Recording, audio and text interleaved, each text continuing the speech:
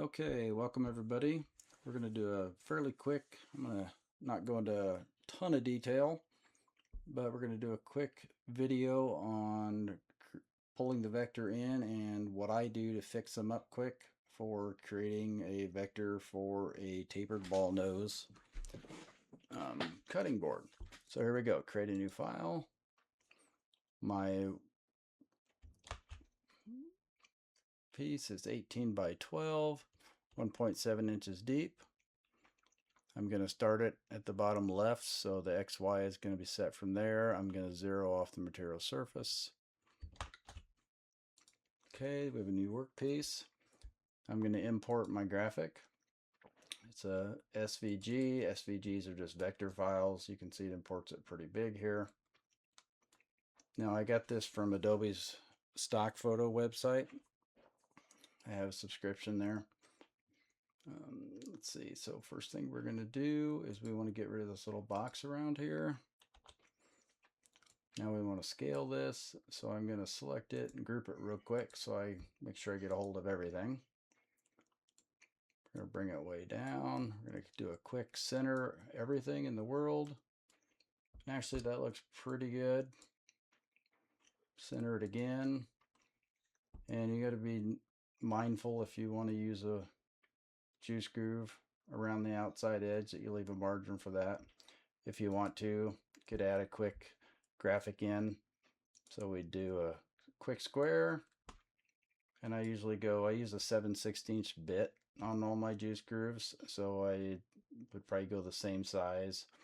So here we have 18 by 12. I just changed that to 17 by 11, and then I'll give it a internal radius of 1 inch and apply it.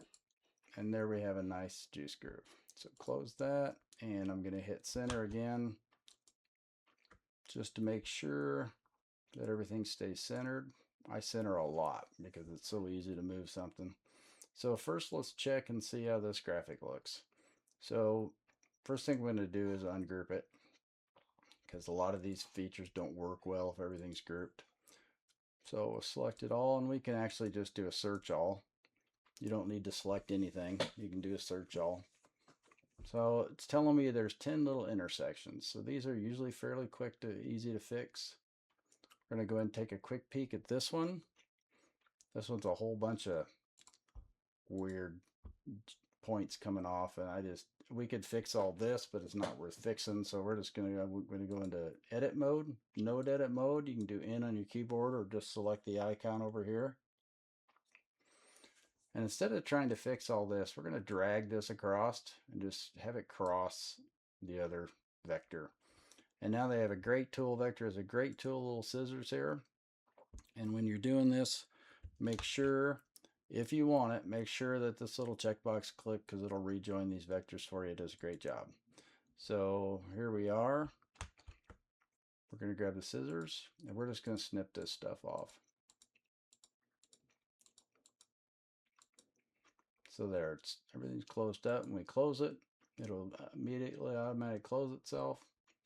We're going to search all again. We're just going to keep repeating this until we're finished. This one's got a little triangle standoff here. Scissors again, close it, search all again, 7 left. Another piece right here. You can see that we kind of look at this, so we don't want to separate this one. We're just going to pull it back a little bit. So node edit mode. Pull this back a little bit. I'm going to go ahead and smooth this joint. Bring it down a little bit. You can drag and select these and move them around. Just going to move it out and open it up a little bit. We might come back to that, but for now we'll leave it. Let's hit search all again. Another one down here by the whiskers. Scissors again. Close it. You can watch when I close this. It's kind of cool. This thing will, see the little X's up there? When I close it, those will go away. Just closes the vector for us. Search all again.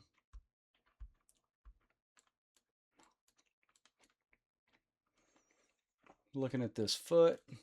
Now we could pull this down and we could do all kinds of things, but if you look at the other foot, we're just going to make it match the other foot. And the easiest way to do that is to just grab your node edit tool. We're going to drag this point across this other one, and you can see when we get our scissors out, we'll just chop this off.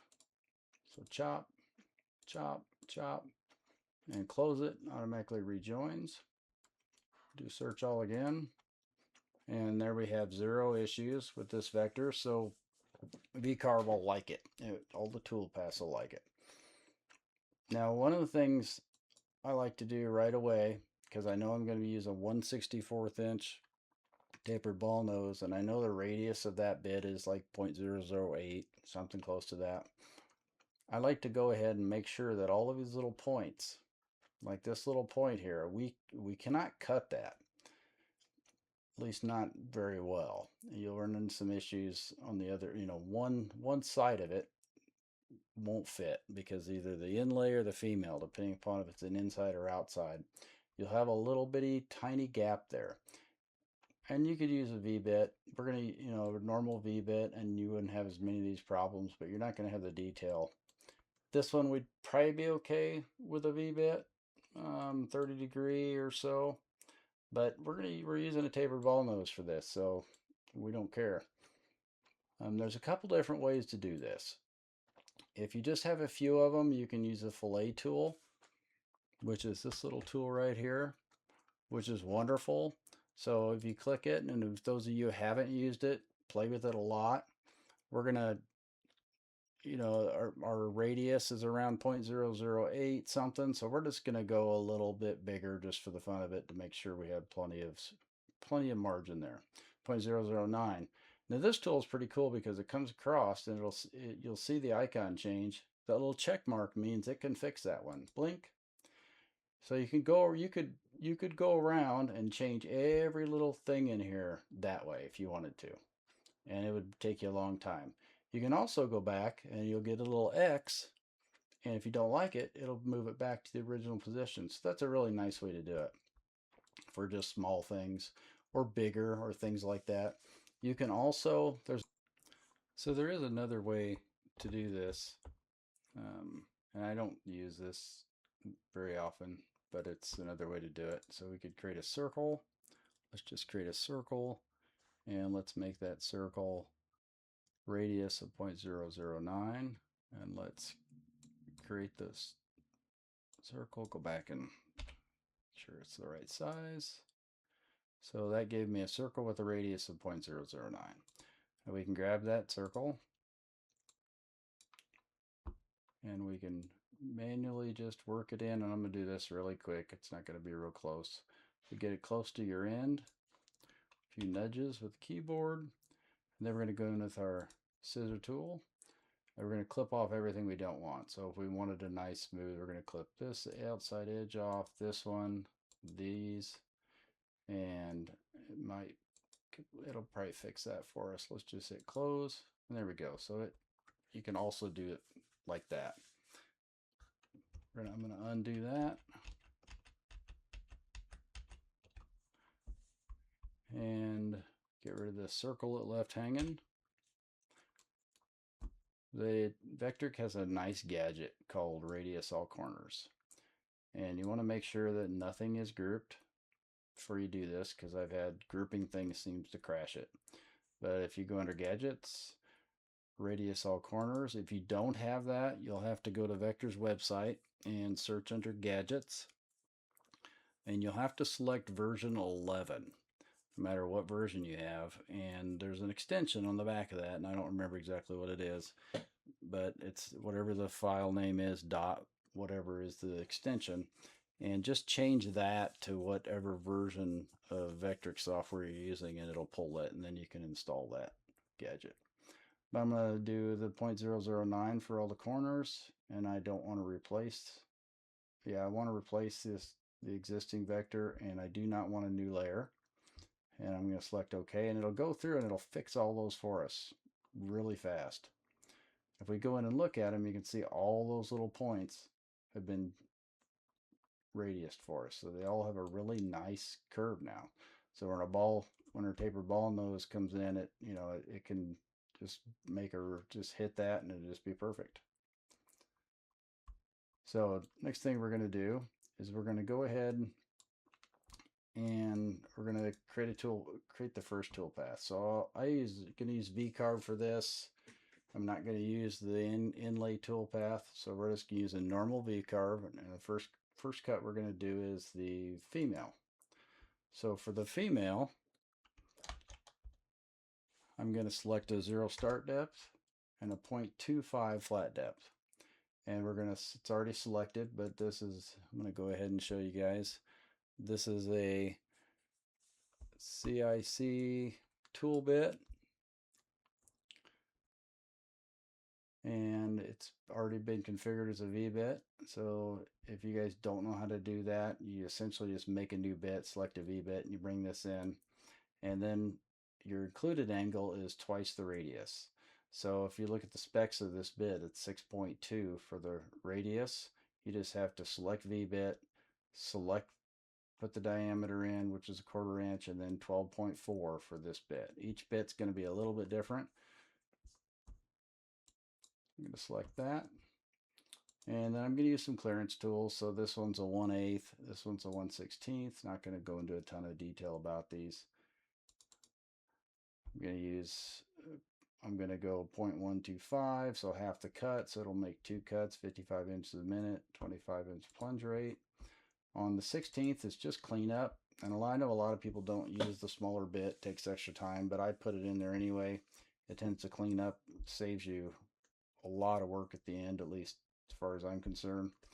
But I go ahead and I usually let that go the full 0.25. So I'd go ahead and let that go because it's hardly cutting anything. So rather than have it make 2 passes, we'll just tell it to go ahead and go all the way on the first path. About 35 inches a minute, 15-inch plunge rate, and I haven't broke a bit yet. So I'm going to select that. All of this stuff will default fine. And we're going to call it main, just because it's the main carve.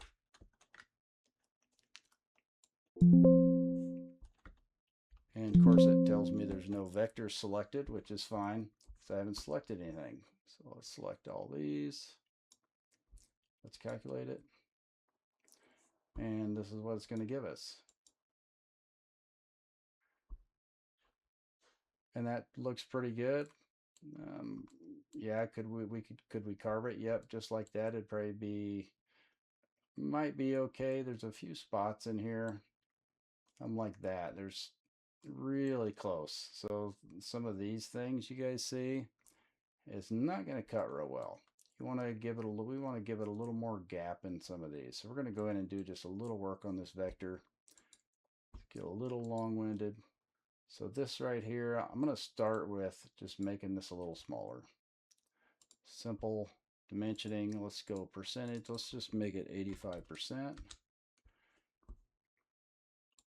Can move it over a little bit. Just nudge it with the keyboard. This piece right here is also way too close. We're gonna make that, let's do 80%. Nudge it a little bit. Let's just run this toolpath again. Take another quick peek.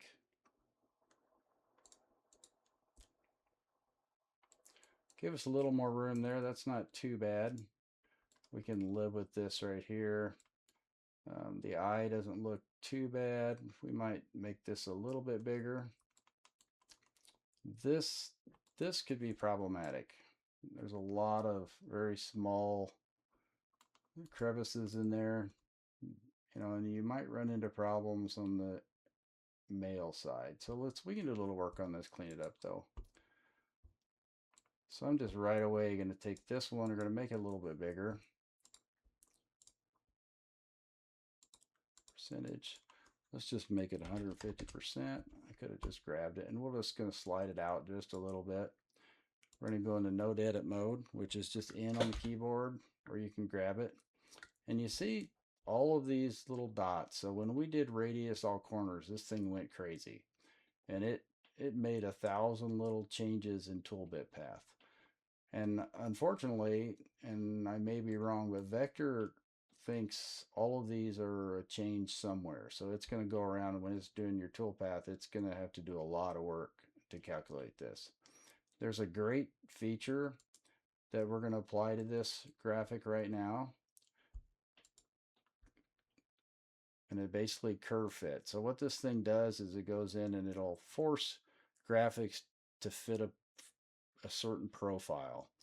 So we want it to just, we want it to basically have as few of those tool changes or path changes as possible, which means let's make some nice big curves with 1 or 2 points and some handles.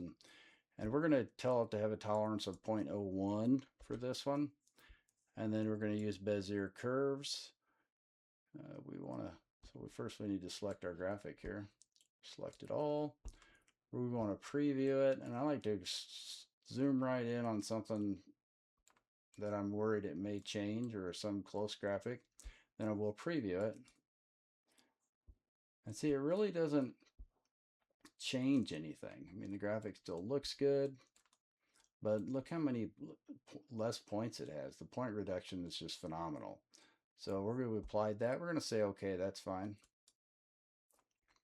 And we're going to go back to work on this piece right here. So we made this a little bigger. I think we're going to go ahead and move this up a little bit. Node edit mode. I'm just going to move this out just a little bit.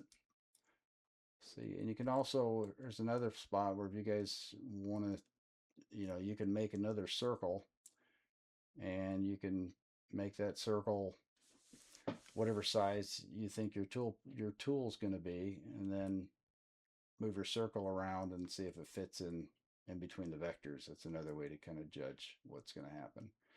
These were both really small. It might have a hard time leaving these on the male side, so we're going to make them a little bigger, space them out a little bit, and it's an eye, so it'll look fine. Space. And I know that, let's see, this one is, we could probably remove one of these. Let's run it again, see what we get.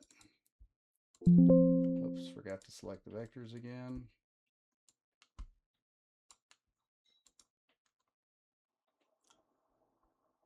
See what it looks like. Well, at least the eye, there's a little bit there now to grab onto, maybe a little more. And I can probably live with that. We could make this a little bit bigger. We could probably move this down and we'll look at it. This still worries me. This a little bit, but this definitely worries me. So let's do a little more work on this. Let's go ahead and let's move this out some more. Make it a little bit bigger. We're going to rotate it so it kind of matches what we're doing here. We don't want it to look too out of place. And I'm not so sure we even need this whisker here.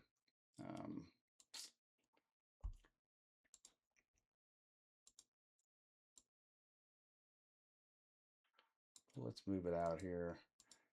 Let's rotate this guy, make him a little fatter right there. We'll shorten his.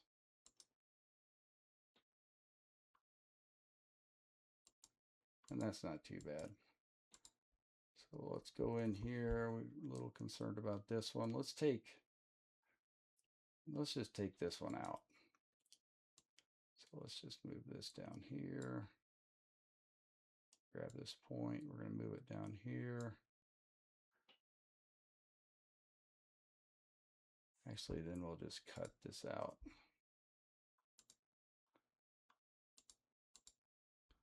So we can cut that. That doesn't, I think that'll look all right. We're going to move these down a little bit. So keyboard nudges, kind of fill in the hole just a little bit. We're not going to make it look too symmetrical. You still want it to be a little random. And as you're looking around, you might see some spots where you go, oh, that Bezier curve kind of messed up my radius. Well, you can always get your little ball out and make a circle and check them, but I've yet to have to go back. I've yet to carve anything and had a spot where the Beziers had a problem. So let's do a quick render of that again. Every time you change, if you change the actual vector, so if you cut anything or add anything, it won't keep it selected. So preview it all. That looks a little bit better now. It's a lot, the tool's going to come in and out of there a lot easier, I think now. That looks okay. That's not great. I don't know what else we can do with it though. Let's see. Well, let's just make this a little bit smaller, just a little bit. We're going to do percentage, do 80. It's probably getting pretty small. Let's move it up out of into a little bit bigger hole here. Run it again. And this work pays off tenfold when you go to cut it. I mean, I spend more time, and I'm actually rushing through this a little bit more than I normally would. But that's going to cut fine. We got some gaps now. I think we'll be okay here. Here. I'm going to make this a little bigger. This little sliver will be, I don't even know if it'll go full depth. So we're going to make that little whisker or accent, whatever it is, just a little bit bigger. Actually, we'll just grab that one. Do it right here. Make him a little bigger. Let's see where else we're having problems. Not too bad there. That'll probably be okay.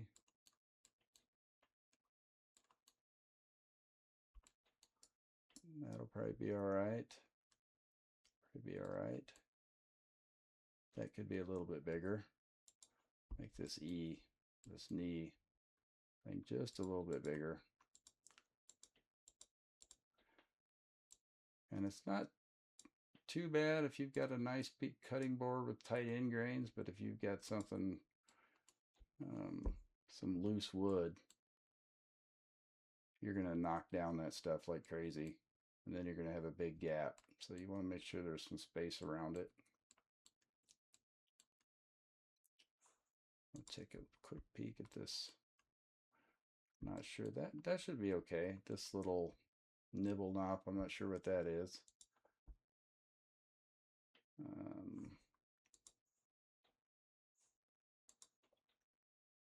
Let's make that just a little bit bigger. Oops, undo. Grab the wrong handle, obviously. We're just going to bring this down a little bit, make this a little more pronounced so you can see it. So the toolpath can see it. That's probably a little small. Make this just a little bit bigger. And let's go ahead and recalculate. Reset preview. So we've opened up quite a, that looks pretty good right now. Thing looks really good. I'm pretty happy with all that. Don't think we'll have any problem carving any of that. That's bigger. That's got a little bit more gap. That's bigger. And we could go in and probably do a lot more to it, but let's call that done. So officially, this piece, if you're sure all your tool settings are right and everything else, this piece is ready to cut on the female side. Do one last calculation. Then I would go in, and what I normally do is, you know, I've got a alt mill, select your tool. I always do separate tool paths and save tool paths. And what I normally do is, like this folder, I called it, can't remember what I called this folder, line file. I actually make a folder inside of the project file, and I'd call it female. Oops, can't spell female right. Female, and I'd open that, and we'd save our toolpaths in there at the G code. And then I'd probably take the board and go cut it. Now, one thing I do that I like to show people, because I didn't see this in a lot of videos starting out, and it's something that's really useful. So it all depends on how you guys fix your boards to your CNC, but I like to on this I would, you know, I don't need to touch anything else other than the line. So I know that all these areas, other than probably where I'm going to set my tool up at, are, you know, I can just clamp it down and off we go. You don't have to do any tape. You don't have to do any fancy anything. Just clamp it down and off you go. But I want to make sure that there aren't any weird tool paths that starts up and comes down and who knows, right?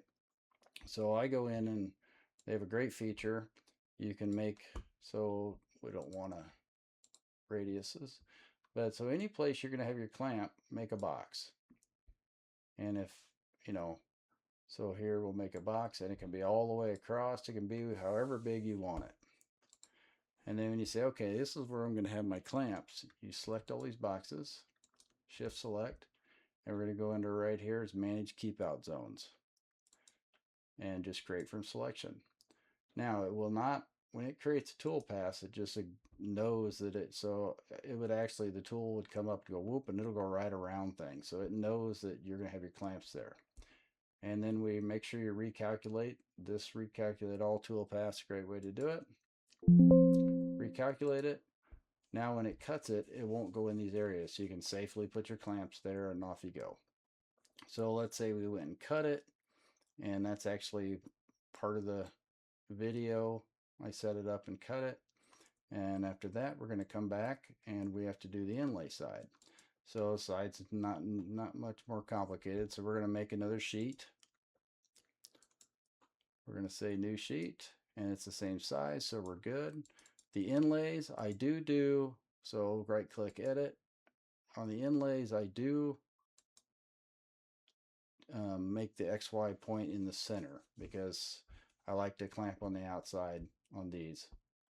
And I also, all my inlays, all the thin inlay boards that I cut, I tape them and clamp them everywhere I can, because I can't stress to you how important it is that that inlay does not move while you're cutting it. And normally they're a thinner board, say normally a 0.5 something, or 0.6. They're not usually full height boards, and they move very easily. So if you just clamped it on the outside, you could very easily have the inside of that board move just a little bit. And I'll tell you what, it doesn't take anything for it to throw off your tapered ball nose cut and have a gap, or have, it doesn't fit right, or what have you. So I always tape and clamp everywhere on this. So we've got our material sheet set up quick, center point. And we're going to go back to, we want to copy over the line. So we're going to right click, and I'm going to go ahead and probably group him together now. So I'll select him. I'm going to hit G on the keyboard for group. I'm going to right click copy. We're going to click back over to the inlay, and then I'm going to paste it.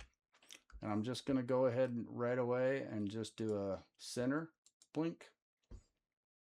And then we're going to do, so we're also going to do a V carve on this toolpath as well. And right now, if we did it, V carve would just look at it and say, okay, we're going to cut the same thing. But we want it to actually cut the inverse. So to fool that, we'll make an offset around it. But first thing, before we do anything else, we need to flip this, because it's going to the opposite. So let's flip it right side, and then I just go back and I hit center again. That way it's always centered if I need to move anything, and grouped. And we're going to do an offset, which is this tool right here, and 0.35, 0.4, somewhere in there, depending on your personal preference. I usually turn off the create sharp offset corners on this, offset it. And Vectric has a kind of a habit, depending upon how complex and what the gaps are in these, even if it's grouped. Now you wouldn't think it, since it's grouped, it wouldn't do this. but it tends to throw little extra graphics in there once in a while. Not on everything, but once in a while. So that's another reason we grouped this other one. We centered it so we can take this initial graphic, yank it away, and make sure there's no little dots inside of here. That's the scale box, but we'll make sure there's nothing else left in there. And then we can just do a center and it pops it right back in there for us.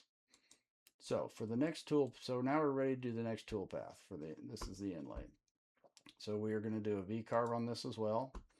And so I went and I did several tests, and there are some videos out there. Some are good, some are very complicated. You know, guys go into the trigonometry, the bit, and that's all 5-hour discussion. And there are so many forums and things talking. There's some wonderful guys out there that know way more about it than I do, but the best way on these tapered ball notes to find your settings is to make a sample file. And I usually make a sample file and I just make some boxes, and I'd be happy to make a video or talk more about that. But I just make some squares and I put some just letters and some complicated letters in them, you know, some text. And then I essentially go through and I try different settings. Like maybe it's, you know, start at 0.01, go to whatever your final height is, right? So our female cut was 0.25, and I want to go 600ths past that. So, and then I want to have it on the top. So at the end, it's going to be 0.33. So I'm actually on mine, I'm going deeper. So you would take, you know, whatever, as long as you make sure that your starting depth and your flat depth equal your total depth, if that makes sense. So for this one, when I did tests, you know, I maybe did a 0.1, and then I did a 0.3, 0.23, and then I'd go and I'd change that to 1, 2, and do 0.21 and back and forth. So my final total depth is 0.330. But I know for a fact from testing this bit that these settings for this bit, and it's only this bit because every bit you buy, even if you buy 10 of them, chances are that won't all cut exactly the same. This particular CIC 1/64th tapered ball nose is start depth of 0.12 and a flat depth of 0.21 for a total depth of 0.330. And so there we go. Now we're going to select everything on this one.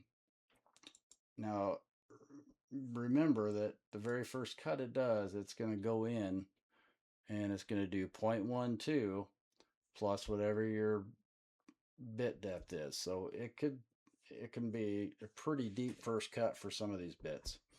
But I don't have any tapered ball nodes, don't have any problem handling this, but I'll probably make it do 2 passes. So I'll change this to 0.11, make sure it covers it, and then I slow it way down. I slow it down on the inlays to about 45 feet and 35 plunge. Same thing with the 1/8 bit. I'll change it to 0.11. It'll have to do 2 passes, and I'll change it down to 45. I can always speed it up from the CNC if I want to, but that first cut is pretty darn deep. So that first cut's going to be 0.12 plus, it's going to plus 0.11. So the very first cut's going to be 0.23, almost a 1/4 inch cut. Say okay. 16th inch, I'm going to let that dude cut all the way down the first time. I'm fine with that. It's going to clean up such thin material. I'm not worried about it. We selected everything, and I'm going to call that inlay. And I apologize, I know I'm getting long-winded here.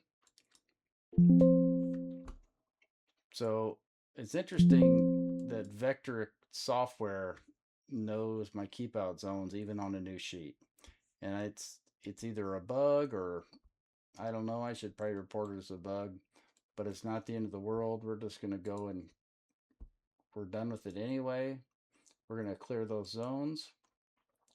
We've already got the tool paths, and then we're just going to run this again, and it won't give us those errors. It actually, for some reason, thought that those keepout zones were on the same piece. But we're going to make different keepout zones on this one because number one, we flipped the graphic, and they probably could have stayed the same, but usually, you know, you're going to end up making different ones. We're going to make some quick keepout zones for this, and since we're in the center for the startup for this one, we can have a few more clamps around it, and you'll see when I put it down on the board what I did.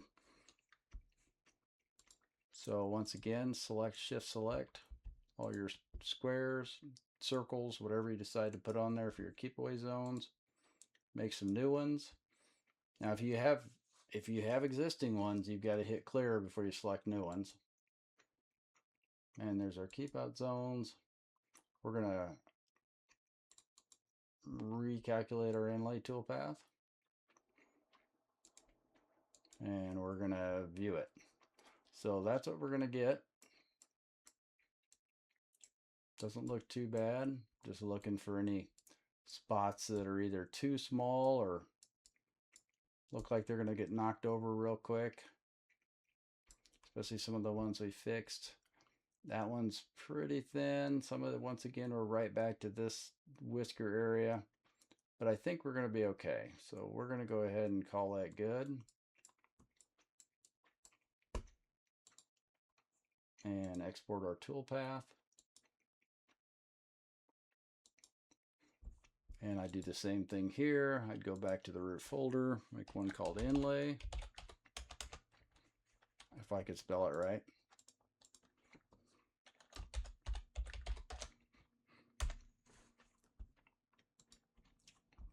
And I don't plan on going back and editing all that kind of stuff out. We're all human. So, and then I think we're ready to go. So that would be it for cutting the board for the inlay and the main graphic. And then if you watch the other videos, shows what we came up with. Then I'd come back and do the juice groove. And for the juice groove, I would use a profile toolpath. I would go to 0.13 depth. That's just what I do for mine. Then I'm going to select, I have a 7/16 bowl and tray bit, and the default speed and feed on that are usually pretty good. I'd select that, and I would do it on the line. I would add a ramp of about 4 inches is fine. And called juice groove. It's called juice. And I know it's going to hit the keep out zones. So once again, I have to clear my zones.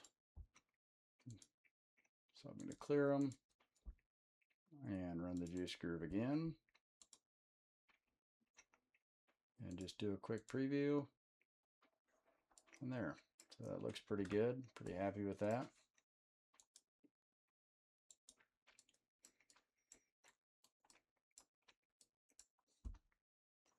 And I think that's about it for cutting the board as far as the front goes.